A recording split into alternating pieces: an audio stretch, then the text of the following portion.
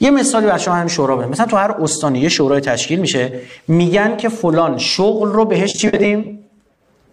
بازنشستگی بیش از موعد بدیم. میدونید چند عنوان شغلی در کشور ما بازنشستگی بیش از موعد داره؟ 400 شغل. من و شما در این سالن رو ببندن تا صبح اینجا بشینیم 400 تا شغل نمیتونیم بنویسیم. 400 تا شغل و بازنشستگی بیش از موعد دادن. میدونید چه بار هزینه‌ای رو کشور داره؟ یه مثال، یه توضیح دیگه. من صبح و شب هم این جلسات مدعی هم جزو کسایی هستم که دقیق تقریبا میدونم مشکلات کشور چیه و راهکارش هم میدونم برون رفتش. نگاه کنید زمان دهه 60 که آقای میرحسین موسوی رئیس دولت بوده، نسبت گوش کنید، نسبت بیمه دهنده به بیمه شونده 18 به 1 بوده. یعنی چی؟ 18 نفر کار میکنن پول میدن، یک نفر چی میشه؟ بازنشسته میشه، بیمه میگیره، بیمه بازنشسته میگیره. 18 به 1. نرم جهانی 6 به 1.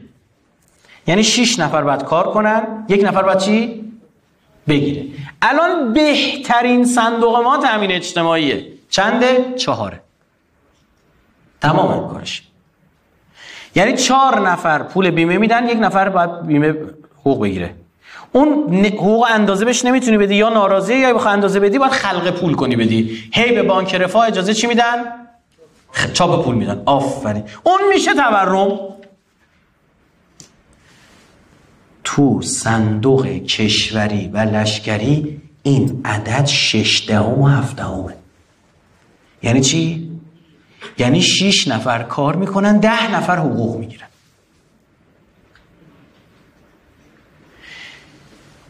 و تو این شرایط 400 عنوان شغلی بازنشستگی بیش از موعدم دارن.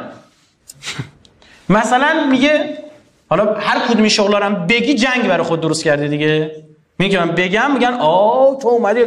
مثلا به فرض خبرنگارا، ما خیلی شغلمون سخته فلان باید باشه. کدوم خبرنگار جنگ؟ یا اونی که تو دفتر روزنامه نشسته داره خودکار اینجوری میکنه؟ یا پرستارا مثلا پرستار بخش اعصاب و روان، یا اونی که نشسته اینجا خودکش تکون درد میاره با شما خانم آقا اصلا جواب نمیده. متوجه شدین؟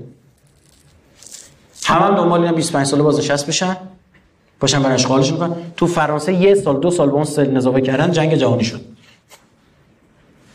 مجبورن. یونان تحریمه، جواب بدید. خیر. ابدا. مشکلی داره آمریکا مطلقا. سر همین صندوق‌های بازنشستگی کارش به یه جایی رسید که جزایرش مجبور شد بفروشه. بعد یه بنده خدا، یک جوانی تو کشور ما اومد اینو گفت نشه مثل یونان بشه، اونو عوضش کرد. من گفته ایران باید جزایرش، کجا گفت ایران باید جزایرش بشه؟ بنده خدا گفت میخواید مثل یونان بشید. زمان جنگ بوده، از اون صندوقا پولو گرفتن، 18 به 1 بوده، اوضاع توپ بوده، کشور جوان بوده، از اون گرفتن خرج جای، حالا باید پس بدن. حالا میخوان پس بدن، چیکار میکنن؟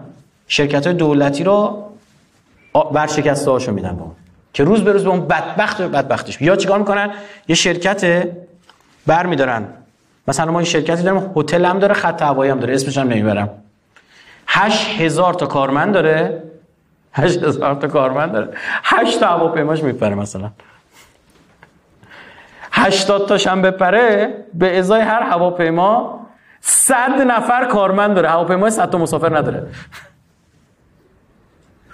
هتلای اونو نگه داشتن، این خود اینو دادن به بازنشسته‌های بدبخت.